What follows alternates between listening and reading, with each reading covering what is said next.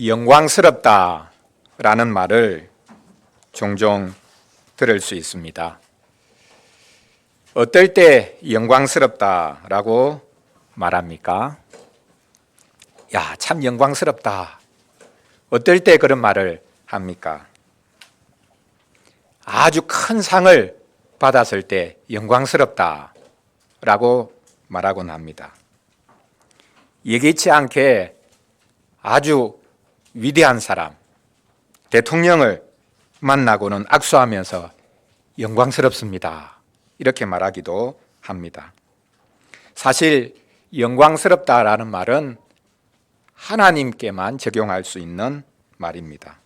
하나님은 영광스러운 분입니다. 영광이 무엇입니까? 한마디로 표현하면 영광은 나타나는 것입니다. 눈에 보이게 뚜렷하게 나타나는 것, 그것이 영광입니다. 딱 보면 알 수 있는 것, 눈에 보이게 분명하게 나타나는 것이 영광입니다. 우리 사람이 영광스럽게 될 수 있습니까? 사람이 어떻게 영광스럽게 될 수 있겠습니까? 우리는 예수님의 부활을 통해서 영광스럽게 된다는 것이 무엇인지를 우리가 알 수 있고 또한 누릴 수가 있습니다. 하나님이 예수님을 영광스럽게 하신 사건이 바로 부활입니다. 아드님께서 하늘의 영광, 원래 가지셨던 그 영광으로 다시 돌아가시는 것, 그 하늘의 영광을 다시 입으시는 것, 그것이 바로 부활입니다. 하지만 그분은 영광스럽게 되셨지만 이 땅에 오실 때에 입으셨던 그 몸을 벗어 던지지는 않으십니다. 지긋지긋한 몸을 훌훌 벗어 던진 것이 아니라 그분의 몸이 영광스러워지셨습니다. 그분의 몸이 영으로 바뀐 것이 아니라 그분의 몸 자체가 영광스럽게 변화되셨습니다. 이것이 예수님의 부활입니다. 여기서 우리는 예수님의 부활을 통해서 우리 몸에 대한 아주 놀라운 희망을 발견할 수 있습니다. 오늘 말씀을 가지고 부활을 통해 우리도 그리스도와 함께 영광스럽게 될 것이다 라는 주제로 말씀을 전하려고 합니다. 첫째로, 부활로 그리스도의 몸이 영광스러워지셨습니다. 둘째로, 부활로 인해서 예수님은 이제 살려주는 영광스러운 분이 되셨습니다. 마지막 셋째로, 예수님의 부활, 그리스도의 부활로 말미암아 우리도 영광스러워질 것입니다. 첫째, 예수님의 부활, 그것은 그분의 몸이 영광스러워지신 것이라 라는 것을 살펴보겠습니다. 부활이 무엇입니까? 부활은 영광스럽게 되는 것입니다. 오늘 본문에서 말씀하고 있지 않습니까? 부활은 썩을 것으로 심고 썩지 않을 것으로 사는 것이다 라고 말씀하고 있습니다. 그렇습니다. 우리의 몸은 흙으로 지어졌기에 흙으로 돌아가는 썩어질 몸, 썩어질 육체입니다. 그런데 부활은 썩지 않을 몸을 입게 되는 것입니다. 그것의 시작이 썩어질 것이 썩지 아니할 것으로 변화되는 것, 그것의 시작이 바로 예수 그리스도의 부활입니다. 다음으로 부활은 욕된 것으로 심고 영광스러운 것으로 다시 살아나는 것이다 라고 말씀하고 있습니다. 여러분, 우리의 삶이 얼마나 욕됩니까? 온갖 수모와 모욕을 다 겪으며 삽니다. 사실 그것은 우리의 죄로 인해서 우리가 받는 것이죠. 또 우리가 스스로 높아지기 위해서 애쓰고 몸부림치다가 겪게 되는 일입니다. 그런데 우리의 그 모든 수치, 수욕, 부끄러움, 욕된 것, 그것이 영광으로 바뀌게 된다라고 말씀하고 있습니다. 이것이 바로 부활입니다. 셋째로 부활은 약한 것으로 심고 강한 것으로 다시 살아나는 것이라고 말씀하고 있습니다. 우리는 몸을 가지고 있기 때문에 약할 수밖에 없습니다.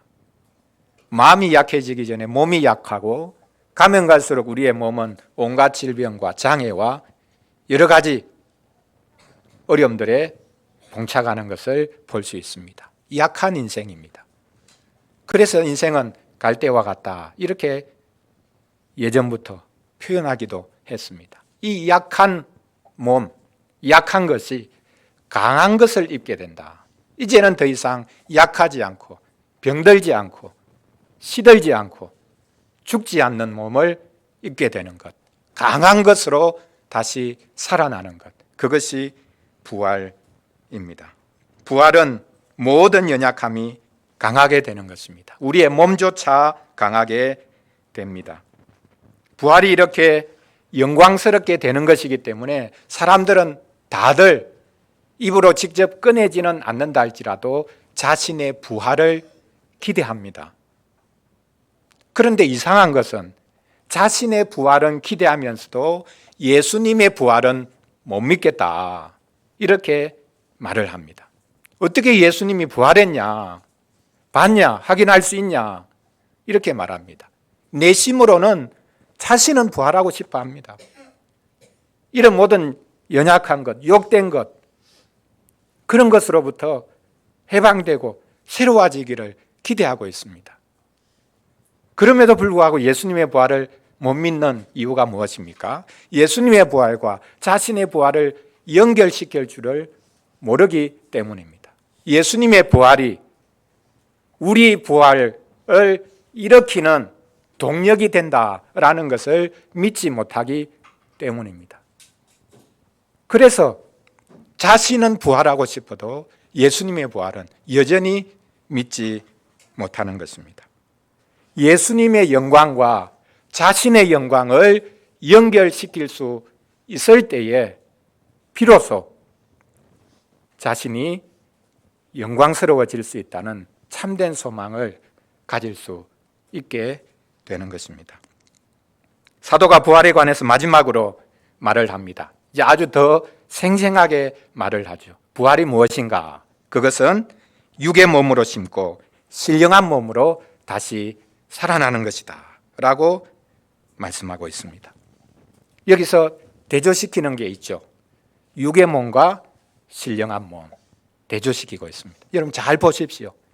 육과 영을 대조시키는 게 아닙니다. 육체와 영혼을 대조시키는 게 아닙니다. 육의 몸과 영의 몸을 대조시키고 있습니다.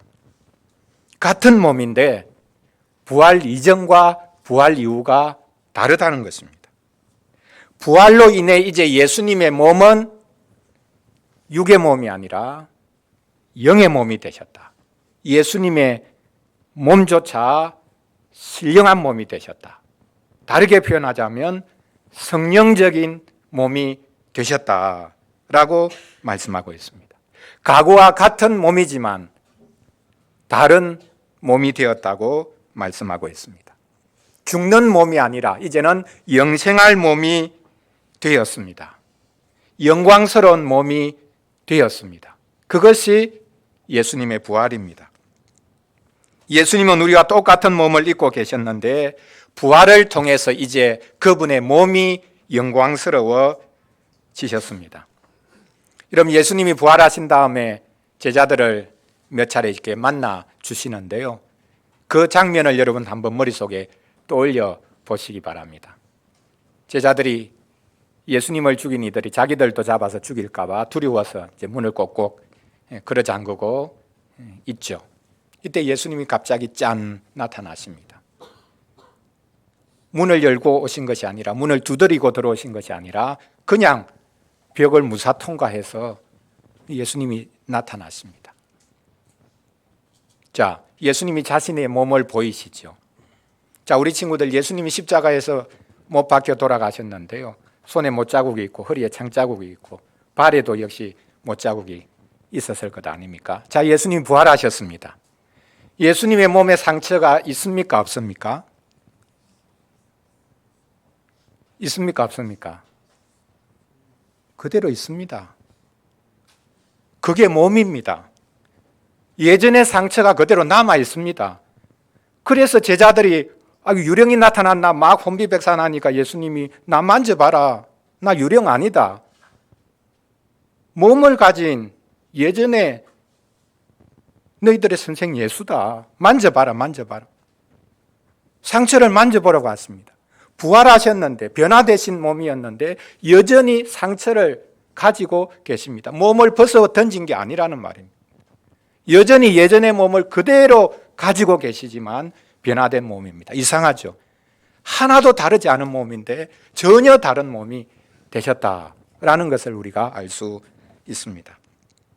이제 이전에 연약함이 없는 사고나 질병과 장애에 시달리지 않는 영생할 몸을 예수님이 입으셨습니다. 그것이 바로 부활입니다. 이것이 우리의 부활을 보여주고 있는 것입니다.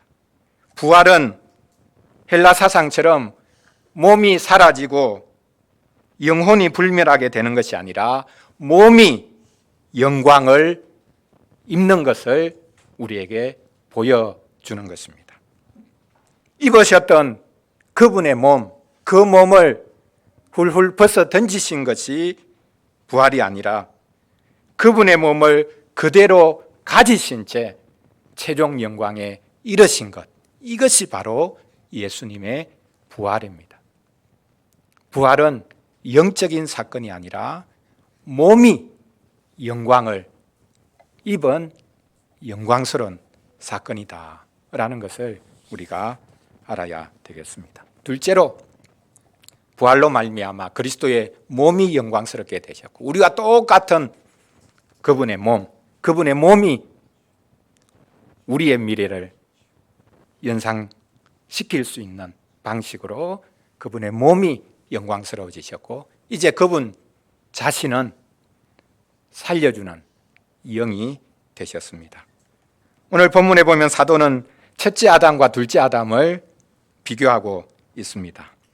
첫째 아담은 창세기에 나와 있듯이 생명, 살아있는 영이었다라고 말하고 있습니다. 여기 말하는 생명이라는 말은 그냥 단순한 말입니다. 살아있는 존재, 그런 뜻입니다. 하나님이 사람을 흙으로 지으시고 그 코에 생기를 불어넣으시니까 사람이 살아있는 존재가 됐죠.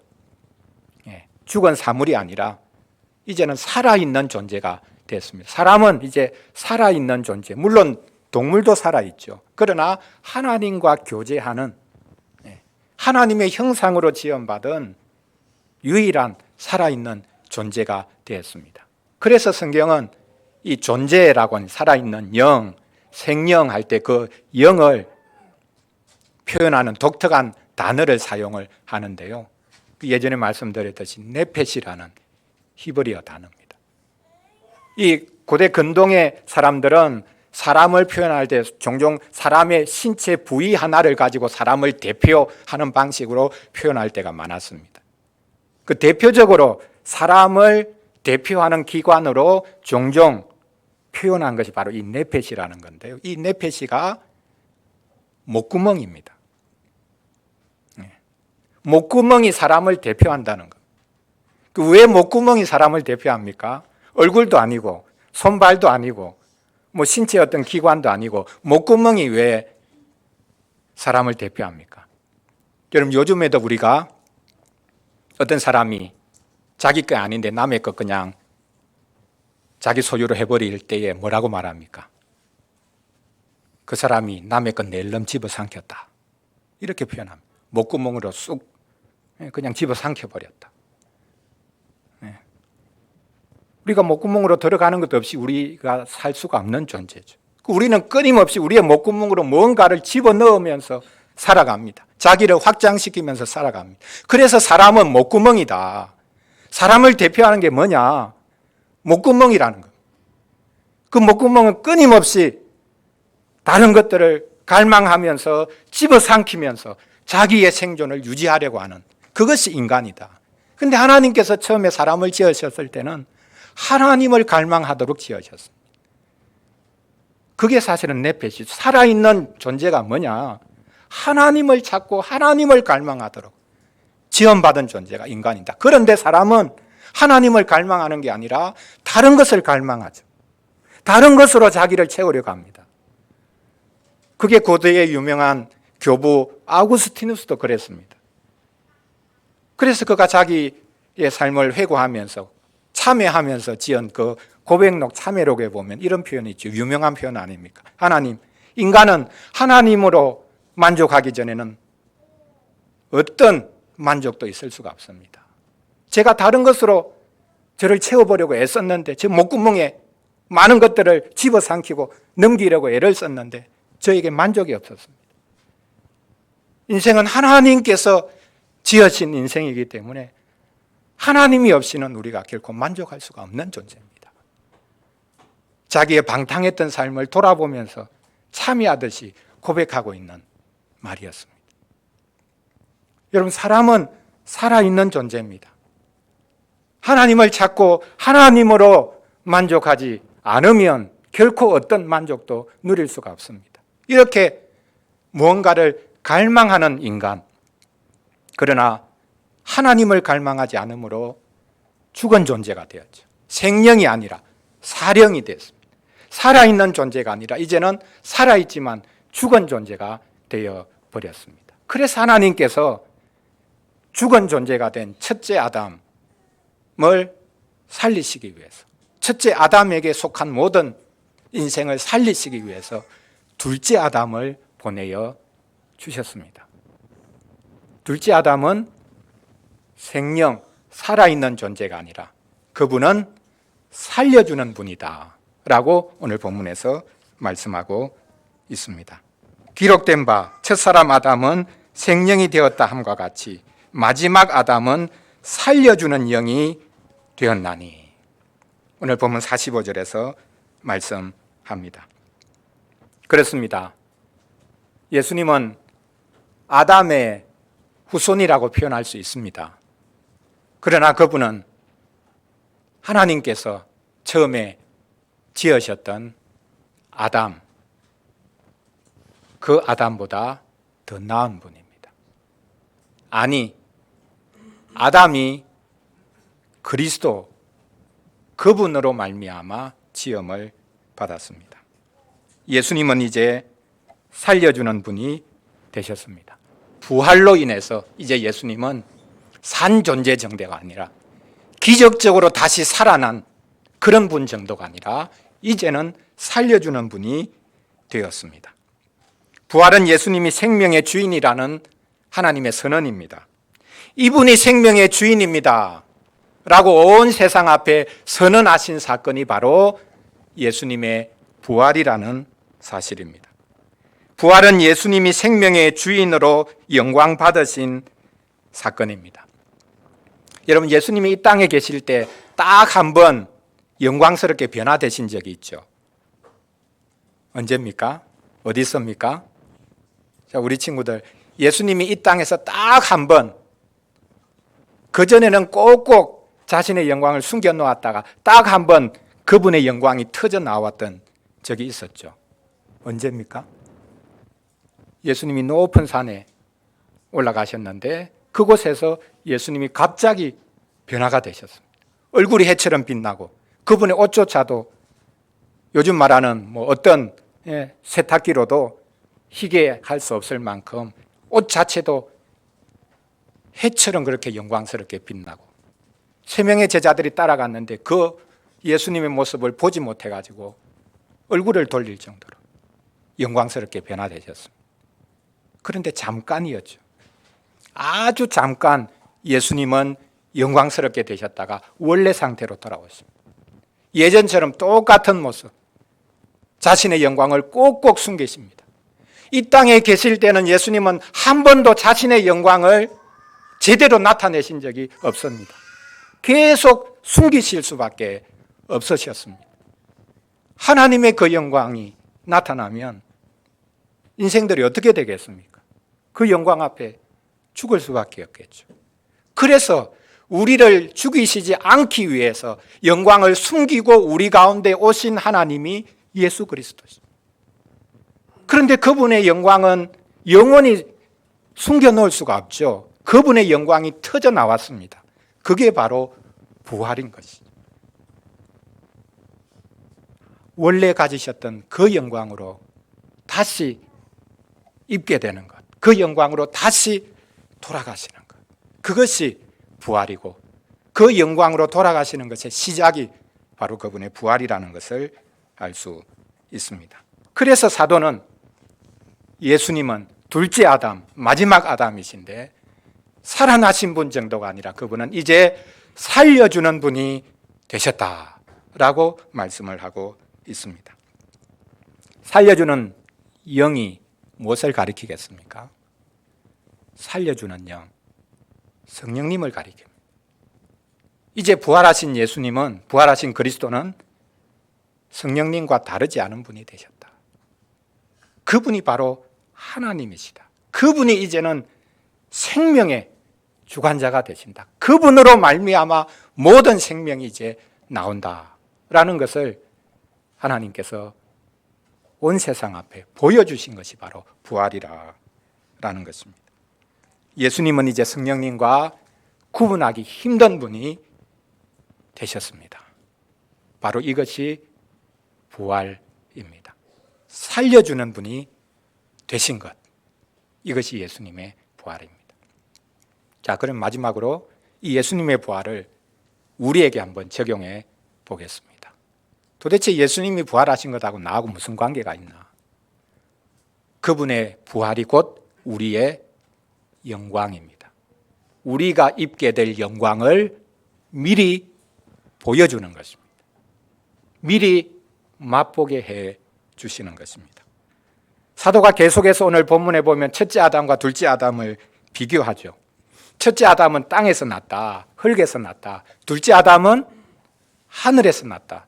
땅과 하늘의 대조입니다. 첫째 아담과 둘째 아담의 대조는 땅과 하늘의 대조라고 말씀하고 있습니다. 첫째 아담과 둘째 아담을 이렇게 계속 대조시키고 비교한 이유가 있습니다. 그 이유는요, 사람이 첫째 아담에게 속했냐 아니면 둘째 아담에게 속했냐, 그것을 말하기 위함입니다.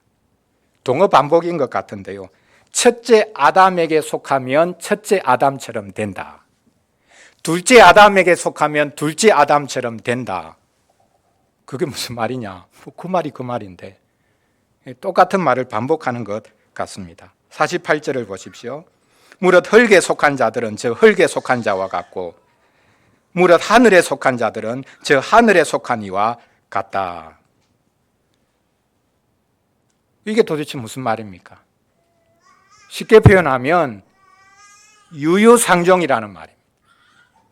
여러분, 유유상종이 뭡니까? 같은 부류 사람끼리 논다는 겁니다. 예. 그 사람 친구가 누군지를 보면 그 사람을 알 수 있다, 이런 말도 있지 않습니까? 흙에 속한 자들은 흙에 속한 자와 같다, 하늘에 속한 자들은 하늘에 속한 분과 같다, 이렇게 말합니다. 여기서 사람의 대표자를 두 사람 내세우죠. 누굽니까? 온 인류의 대표자가 두 사람이 있다는 겁니다. 첫째 대표자는 누굽니까? 첫째 아담이죠. 흙에 속한 사람. 둘째 대표자가 나타났는데 그분이 누구라고요? 똑같은 아담인 것 같은데 둘째 아담. 그러나 그분은 하늘에 속한 분이다. 인류의 대표자가 두 사람이라는 겁니다. 첫째 아담이 한 대표자고 둘째 아담이 한 대표자다. 그런데 첫째 아담은 땅에 속한 사람이요, 둘째 아담은 하늘에 속한 분이었다. 그분의 기원은 땅이 아니라 하늘이다, 하나님이다. 우리는 첫째 아담에게 속해서 흙에 속했고 죽을 수밖에 없는 그런 인생인데 하늘에 속한 분을 우리의 대표자로 이제 다시금 하나님이 내세우셨다. 그게 부활이라는 겁니다. 우리가 어디에 속해 있는지를 우리가 분명히 살펴야 합니다. 교회 오냐 마냐, 예배 참석하냐 아냐, 그 문제가 아닙니다. 나는 첫째 아담에게 여전히 속해 있는가? 아니면 나는 둘째 아담에게 속해 있는가? 심지어 세례를 형식적으로 받았다 할지라도 첫째 아담에게 속한 사람일 수 있습니다.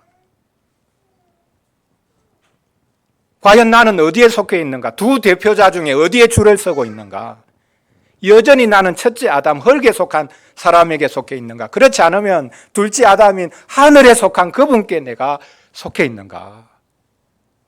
그것을 지금 묻고 있는 것입니다. 놀랍게도 여기 땅에 속한 이, 흙에 속한 이, 하늘에 속한 이를 나누면서 하늘에 속한 이들, 흙에 속한 이들, 땅에 속한 이들을 먼저 내세웁니다. 첫째 아담, 둘째 아담을 뒤로 빼고요. 하늘에 속한 이들은 하늘에 속한 아담과 같고 땅에 속한 이들은 땅에 속한 아담과 같다. 이렇게 말씀하고 있습니다. 우리가 믿기 전에는 여전히 그리고 계속해서 땅에 속했습니다. 땅의 것들을 추구하며 살아갔습니다. 그래서 땅에 속한 형상, 흙에 속한 아담의 형상을 입고 살았다고 말씀합니다. 이제 우리는 하늘에 속한 분의 형상을 입게 됩니다. 그것이 바로 예수님의 부활을 볼 때에 일어나게 되는 변화입니다. 우리가 예수님을 믿으면, 구체적으로 예수님의 부활을 믿으면 그분께 속해서 그분의 영광스러운 형상으로 변화하게 된다라는 것입니다. 예수님의 부활이 실질적으로 우리의 영화의 기초입니다. 우리의 영광스러움의 동력이 되었습니다. 우리는 예수님과 함께 이미 영광스러워졌습니다. 그게 무슨 말이냐? 여전히 나는 땅에 속해 있는데, 나는 여전히 죄 짓고 사는데 무슨 내가 영광스럽게 됐냐? 무슨 내가 완전하게 됐다고 말할 수 있냐? 완전하게 됐다고 주장하는 사람들이야말로 거짓말하는 사람들이죠. 교회사를 보면 이 완전주의자들이 항상 있었습니다. 우리는 이미 완전하게 됐다. 어떻게 완전하게 될 수 있습니까? 자기가 지은 죄를 덮으면 완전하게 될 수 있겠죠. 우리는 완전한 존재가 아닙니다. 그러나 오늘 말씀해 보면 그리스도로 말미암아, 그리스도 그분이 부활하심으로 영광을 입으셨는데, 최종 영광에 이르셨는데, 그것이 곧 우리 것이다.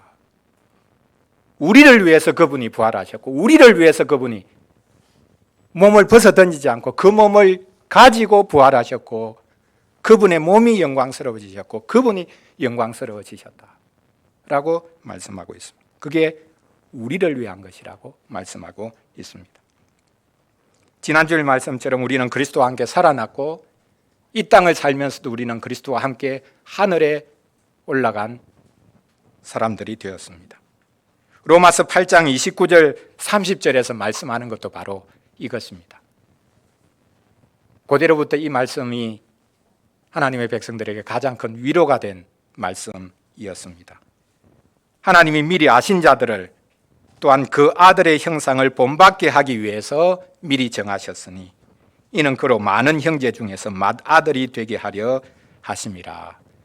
예수님과 우리 관계가 뭐라고요? 예수님과 기독교인들의 관계가 뭐라고요? 형님 동생이라는 겁니다. 예수님은 맏형이시고 우리는 다 그분의 동생이다.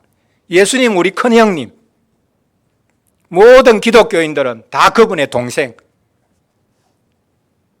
형님, 예수님 형님, 그렇게 부를 수 있다는 겁니다. 그분의 형상을, 그 큰형님 형상을 본받게 하기 위해서 우리를 하나님께서 미리 아시고 그리고 미리 정하셨다. 그 다음 말씀이 더 기가 막힌데요. 자, 미리 아셨다고 하죠. 미리 아신 자들을 미리 정하셨다.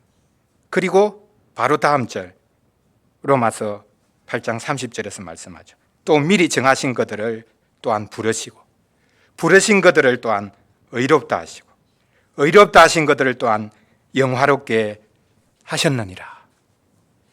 이것을 소위 정교도들은 구원의 함흥사설이라고 불렀습니다. 자, 이 사설이 이제 하나씩 연결되죠. 중간에 끊어지면 소용이 없습니다. 그런데 처음부터 끝까지 하나하나가 다 맞물려 있으면 처음과 끝이 하나로 연결이 되는 것이죠. 미리 아심, 그리고 미리 정하심, 그리고 부르심, 의롭게 하심, 영광스럽게 하심. 이것이 처음부터 끝까지 연결되어 있기 때문에 우리의 구원은 든든할 뿐만 아니라 우리는 이미 그리스도와 함께 영광을 누리는 자들이 되었다라는 것을 말씀하고 있습니다. 미리 아심부터 영화롭게 하심까지가 사설처럼 연결이 되어 있습니다. 중간에 끊어지지 않습니다. 이것이 하나님이 베풀어 주시는 구원의 신실함입니다.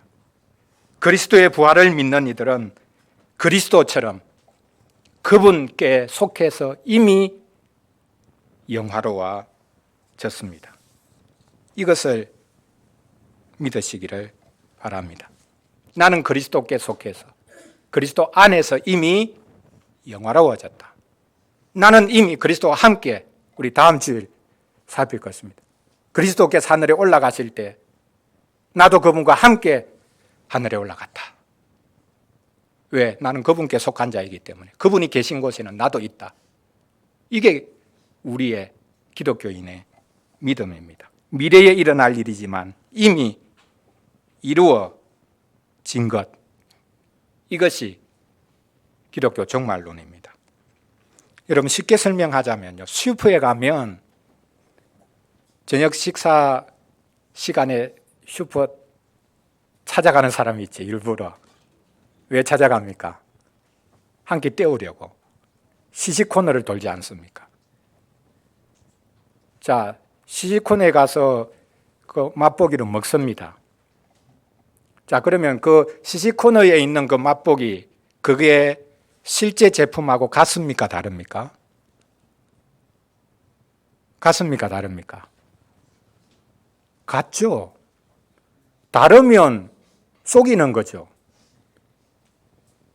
이거 먹어놓고 이거 제품입니다 말하면 그 속이는 거 아닙니까? 똑같은 것을 그냥 맛보기로 내어놓는 겁니다. 그럼 맛을 보고 괜찮네 하면 이거 제품 뭡니까? 그래서 그걸 사면 똑같은 맛이죠. 시식 코너에 있는 것하고 실제 제품하고 다른 게 아닙니다. 같은 겁니다. 예수님의 부활이 그런 시식이라는 것, 맛보기라는 것. 우리가 누릴 영광을 맛보기로 하나님이 보여주신 것, 그게 예수님의 부활입니다. 하나님께서 그리스도를 일으키신 것은 우리를 위한 맛보기로 해주신 것입니다. 그리스도의 부활이 있기에 우리는 그분처럼 영광스러워지게 될 것임을 알 수 있습니다. 이걸 믿지 못하면, 예수님의 부활을 믿지 못하면 영광은커녕 구원을 받을 수가 없는 것이죠. 기독교의 믿음은 예수님을 본받으려고 애쓰는 것이 아니라 예수님처럼 된다는 것을 믿는 것입니다. 사랑하는 성도 여러분, 부활은 예수님의 영광스러워지심입니다. 지금까지 말씀드렸던 것 한번 기억을 해 보십시오. 부활은 예수님의 하나님 아들 대신 선포한 것이다. 부활은 예수님이 의로운 분이라는 선언이었다. 부활은 예수님이 거룩한 분이라는 선언이다. 마지막으로 부활은 예수님 이분이 영광스러운 분이다 라는 선언이라는 것이죠. 어떤 상황에서도 우리는 이것을 꼭 기억해야 합니다. 우리는 그리스도의 부활로 인해서 이미 우리의 완전에 도달한 사람들입니다. 내가 완전해지려고 애를 쓰는 것이 기독교 종교가 아니라 그리스도 때문에 우리는 이미 우리의 완전에 도달한 사람이다. 그리스도가 나의 완전이다. 그분만 앞에 내세우고 가면 되는 것이죠. 하나님께서 말씀하십니다. 구약 성경부터 끊임없이 말씀하시죠. 내가 거룩하니 너희도 거룩하라. 그걸 다른 말로 바꾸어 보면 내가 완전하니 너희도 완전하라. 어떻게 완전할 수 있습니까? 예수님을 보내주셨거든요. 그래서 예수님 앞세우면 하나님이 예수님을 받으시듯이 우리도 받으시는 것입니다. 마지막 날에 우리는 항상 예수님 뒤에만 숨으면 됩니다. 예수님 앞세우고 하나님 예수님 보세요. 예수님 보세요. 당신이 부활시키신 이분 보세요. 그 뒤에 숨으면 나도 그분께 속해서 하나님께서 그래 너도 내가 받아줄 수 있지. 너도 내 자녀다. 너도 완전하지. 이렇게 말씀하실 수 있는 것이죠. 이것이 우리의 믿음입니다. 믿는 이는 점차로 영화로워져 갈 것입니다. 자신을 무한 긍정하라는 이야기가 아닙니다. 우리가 믿는 대로 된다는 이야기도 아닙니다. 기독교인들은 아주 역설적인 상황에 늘 처해 있기도 한데요. 기독교인은 자신의 죄인됨을 가면 갈수록 더 깊이 고백합니다. 그럴 수밖에 없죠. 그러나 동시에 기독교인은 그리스도께서 나의 영광이다 라는 것을 더 감격스럽게 고백할 수 있는 사람입니다. 이것이 기독교인이다 라는 것을 우리가 알고 그리스도의 부활에 속해서 우리가 누릴 영광, 그것을 사모하며 나아갈 수 있기를 바랍니다. 기도하겠습니다.